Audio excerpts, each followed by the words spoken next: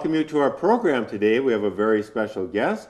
His name is Bill Schultz, and Bill has written a book. It's a very inspirational book. It's entitled Short-Handed, A Young Boy's Triumph Over Adversity. And so here's the book. And so, Bill, well, congratulations on this. Well, thank you. So good to have you on the program today.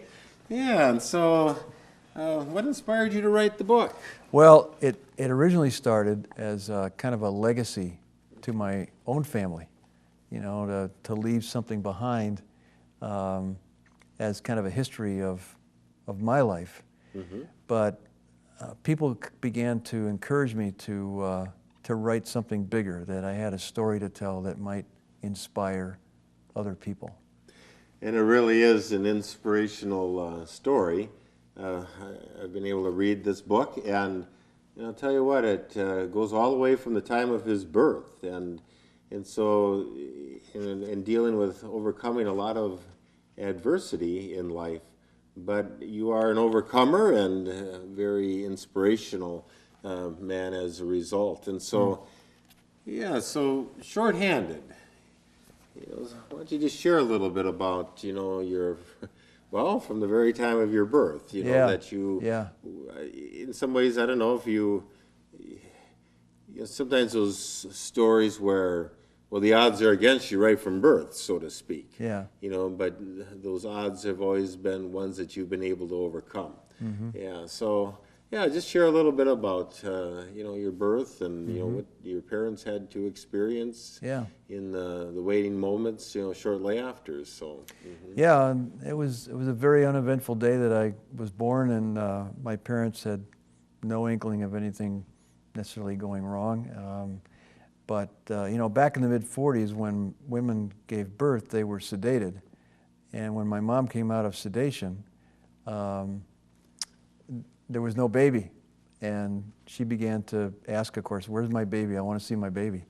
And finally, my aunt, Mickey, her sister, told her that the baby was deformed. And she said, I want to see my baby. And, as she unwrapped the blanket and saw me for the first time, my aunt told me later on, she had this big smile on her face, and she just looked past the deformity and said, what a beautiful child, and I'm going to raise this young boy as a normal child. And that's, mm-hmm. That's exactly what she did.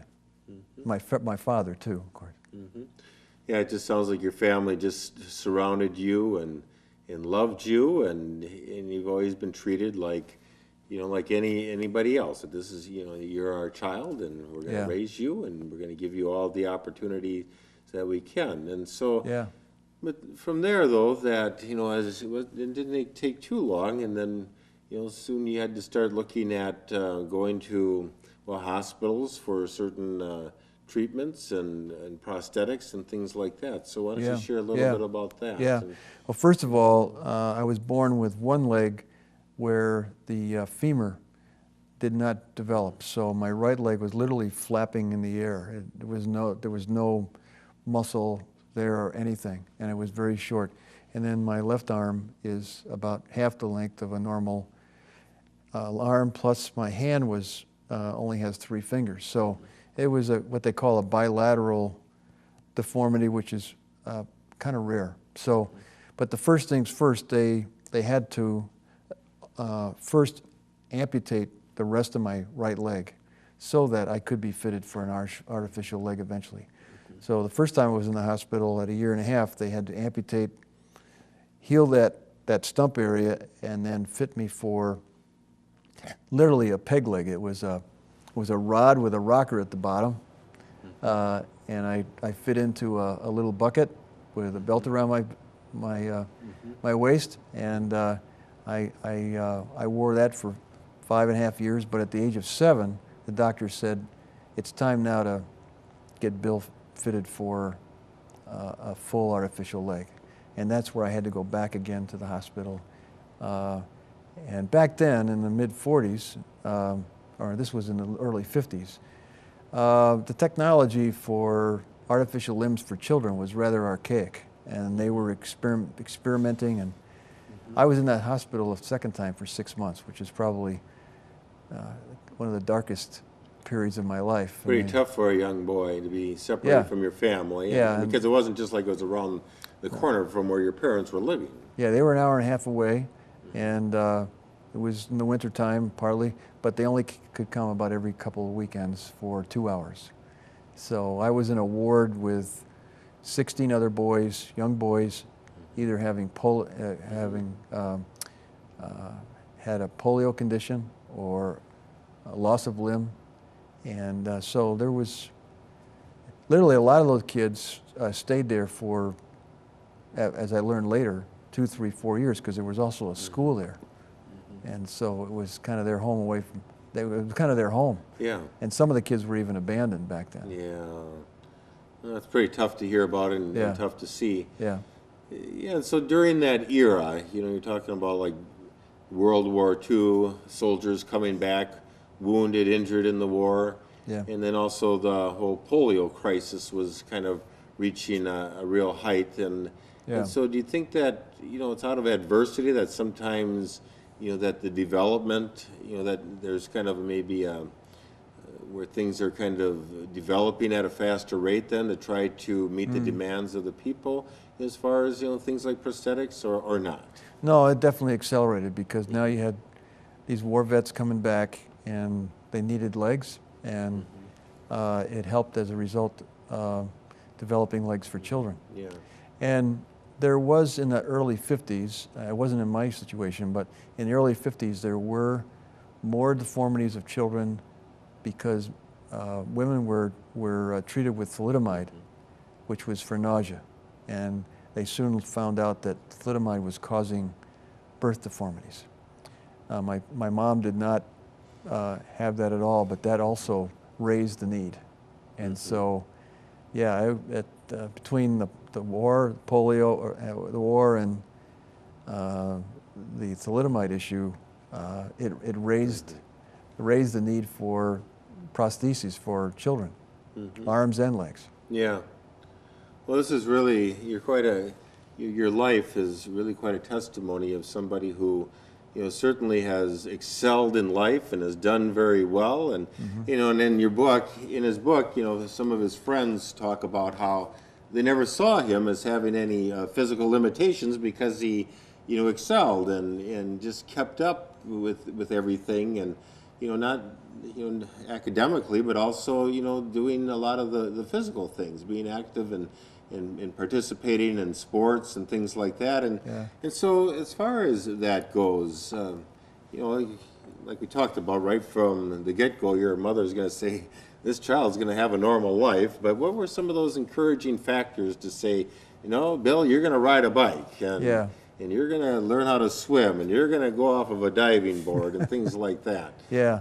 Well, of course, I saw other kids doing activities like riding bikes and swimming and playing ball and everything else, and so I wanted to try. And fortunately, my parents said, "Well, give it let's allow him within safety, within their mind of safety, to let me try." And in doing it, I fell down a few times, but anything that was involving a ball, I was very attracted to.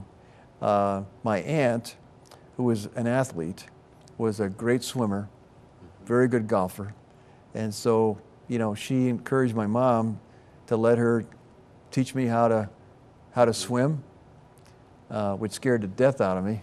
I thought I was going to die. That was not on my list of things to do. But golf was something that my aunt just encouraged me. She took me out on the golf course, and she said, "Bill, you know how to swing a bat. Take that same grip and swing at a golf club." And she let me tee the ball up on every shot. That lasted about 5 or 6 times we went out, but then eventually she took the tee away, which was kind of the real test. But by then I was hooked, and I have played golf all my life. I've been able to play very well. I guess the kids realized that, hey, you know, if Bill wants to do this, you know, let's include him. And up until I was about 10 years old, I could keep up with the kids. I mean, I unfortunately broke my artificial leg a few times, but and my mom, I know, was probably cringing inside the house, but she'd see me come home once in a while with a broken part or whatever, but you know, she said, okay, let's get it fixed, and next day I was out there again. Get back out there, yeah. Well, in his book, and here again, the book is entitled Shorthanded, A Young Boy's Triumph Over Adversity. And this book can be purchased on Amazon.com and Barnes & Noble's, where it's published by Westbow Press, and so those would be the main things, but Amazon.com. And I would really encourage you to buy this book and read it. It's really inspiring. It's one of these books that when you start reading it, it's hard to put down, but one of the things that I find to be so, something I really enjoy are some of the pictures in the book, and here would be a picture of Bill holding the little toy golf club that he had mentioned there. That is, it was your aunt that gave that to you, wasn't it?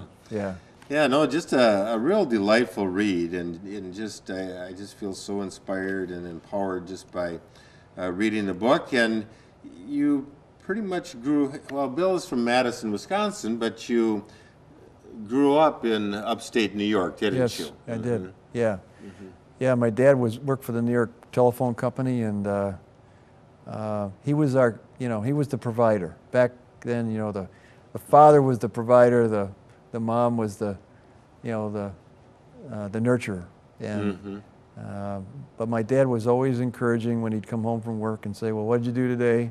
And he'd kind of laugh and say, "Well, what did you break today?" Leg-wise. Yeah, and so I actually inspired my mom to learn how to play golf because she never saw me during the day, so she decided to take up the game of golf at the age of 55. She said, I guess I'm going to have to get involved here to see you. Yes, you just took that much of interest in it that. Yeah. Well, you know when you love something, when your mother has a hard time getting you in to have supper, or just say, no, I just need to see you a little bit. So how precious that is. Okay, well, yeah, and your father, it sounds like he did very well with his work, working for the phone company, and as he would get promotions, that meant that you kind of moved around a little bit then too. Yeah, one of the gifts he gave me though was when I turned 11, he turned down a lot of promotions in order to stay in Schenectady where I grew up. And I always, actually was at the age of 8, but that was a gift that he gave me and Mom, because there I could develop the friendships and the relationships and all through high school. Okay, so he was very aware of and also considerate, understanding that moving you around all the time maybe isn't always the best thing. Yeah, and as a result, I took that and I've done the same with our kids. Our son was 11 when we moved to Madison, and I promised him that if we wouldn't have to move again unless it was an economic crisis. And so and that's one of the reasons why I opened up my business in executive recruiting, was to allow us to settle into one place and not move again. Yeah, so why don't you just share a little bit about what you're doing in Madison? It sounds like you've got quite a career. Well, for the past 28 years, I've been involved in executive recruiting, and what I do is companies will come to me with a sales or marketing position opening and ask me to go out and recruit and help them hire qualified individuals for those positions. We typically in the marketplace are called headhunters, and I've been doing that for 28 years, and my background was sales and marketing, so it was a natural thing to get into.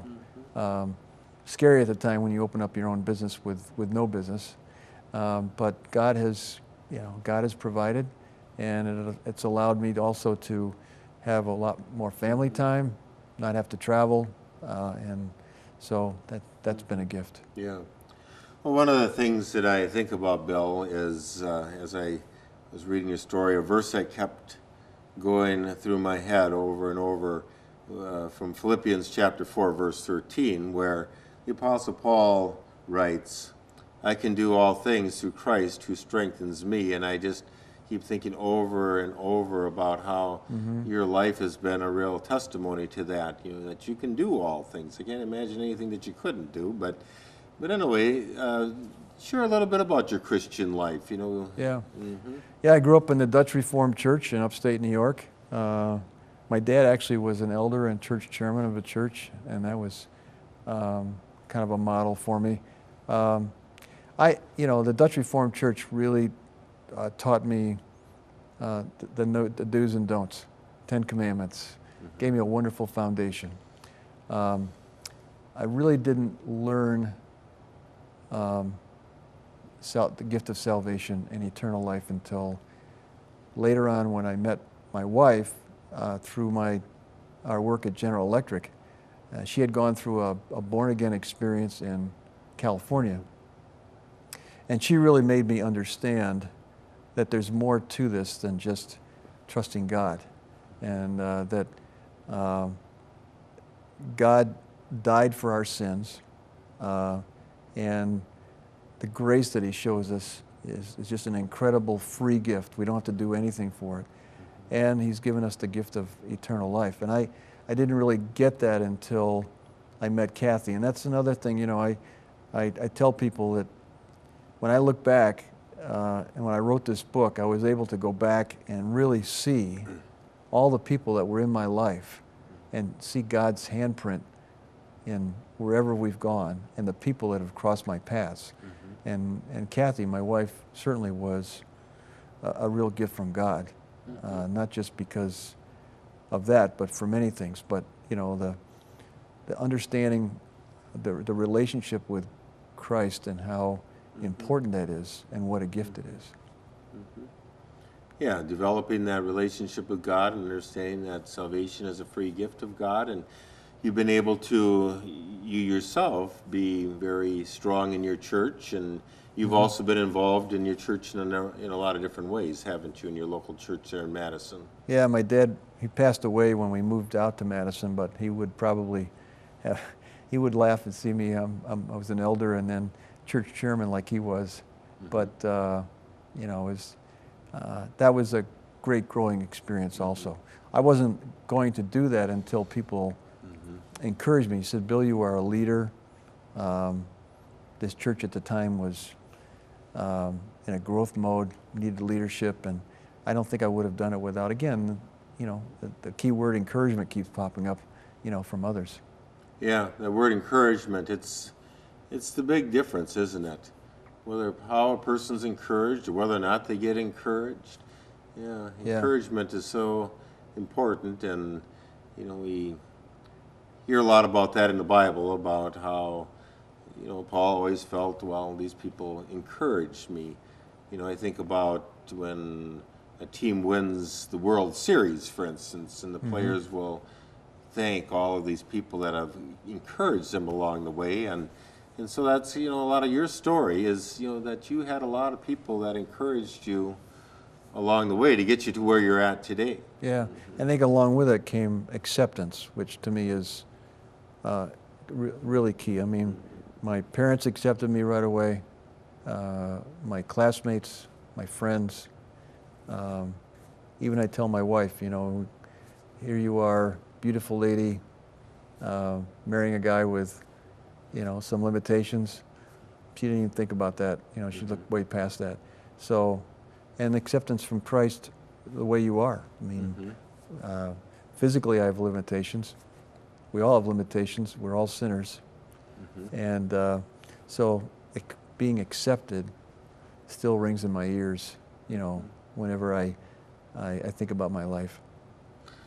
Well, and that's part of the encouragement, Bill, that I think that you can give to people is that, there's just so many people right now who are suffering from a low-grade depression, not because so much it's, biological thing as it is just because they're not accepted. They're not, the world doesn't see the beauty in them, or they're always kind of being pointed out where they have fallen short, or where they don't look right or act right or whatever it Yeah, is. yeah.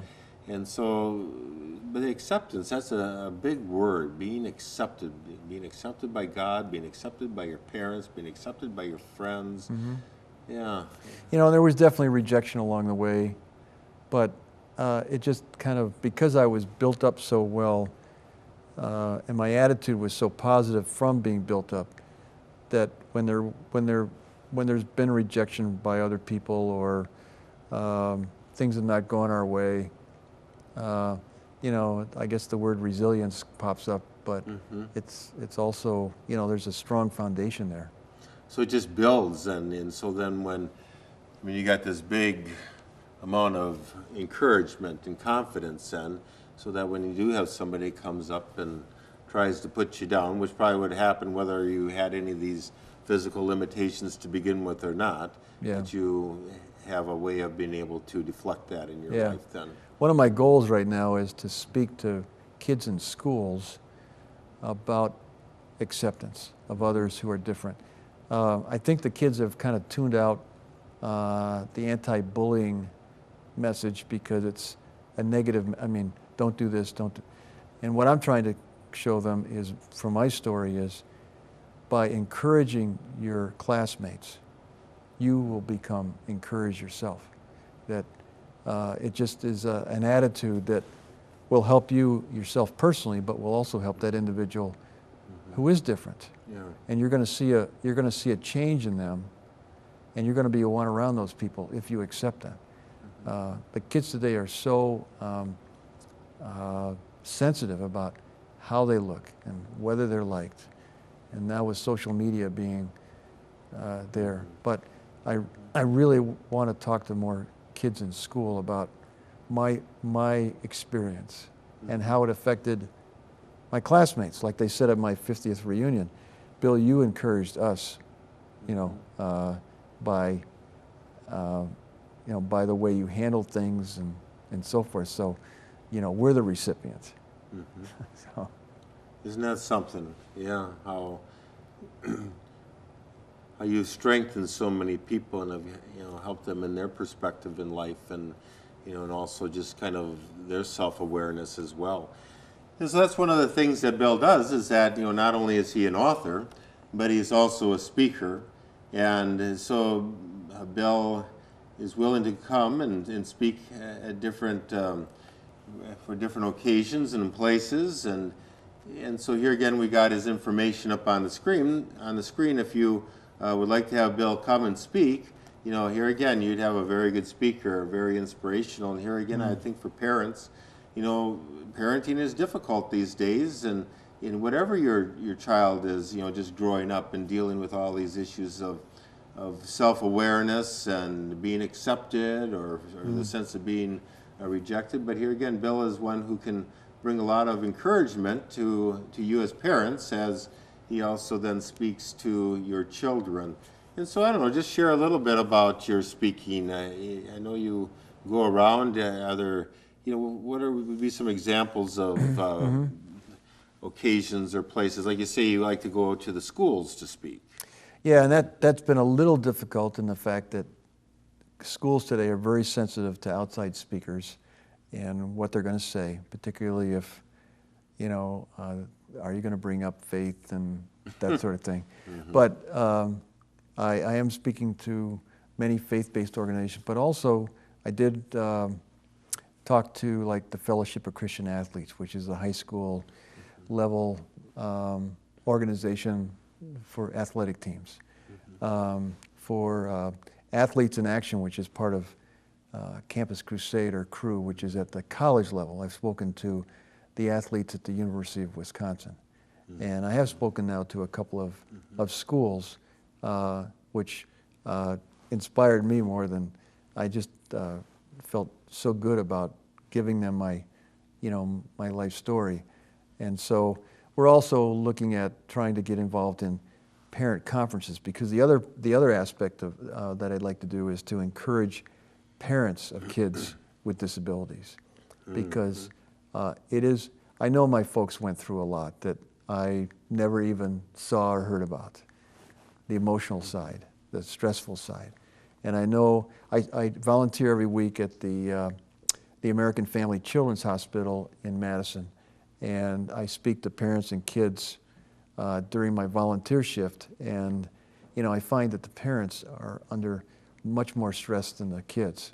And so I'd love to go to talk to parents either individually or at conferences about my parents and about helping them kind of be an encourager today, telling them that you really are the heroes here. You are an everyday hero raising a child who's got some challenges.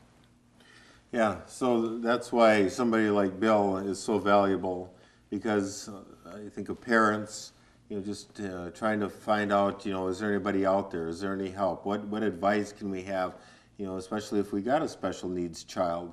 But here again, just raising children in general has certainly got all of its challenges. And so, having hearing from somebody like Bill, who has gone through an awful lot, and like you said, you do share of yourself and your person, that you get involved, you volunteer a lot, at the Children's Hospital, but I know that you're on some Wisconsin Badger boards. And oh yeah, I'm a Badger like fan. Well. Yeah, absolutely. And that's really great, but I know that you do help out with a lot of things and do a lot of volunteer work, which I just think is so admirable. Well, it's raised me up in many ways by being a volunteer. It's just I get more out of it than I think I give. Mm-hmm. Yeah. Well, I don't know. As I read Bill's book, I just feel like, he would have been just a wonderful friend to have right from day one, and but he's been a friend to so many people, and that has really been quite a testimony and quite a witness in his life and how he has overcome so much. But here again, his book is entitled Short-Handed, a Young Boy's Triumph Over Adversity. If you want to have a good inspirational read, I would encourage you to go to Amazon.com and purchase this book. It's very inspiring. And so, well, Bill, thank you so much for being on our program today, and just keep up the good work and all of your inspiration. And I want to thank all of you for joining us this day as well.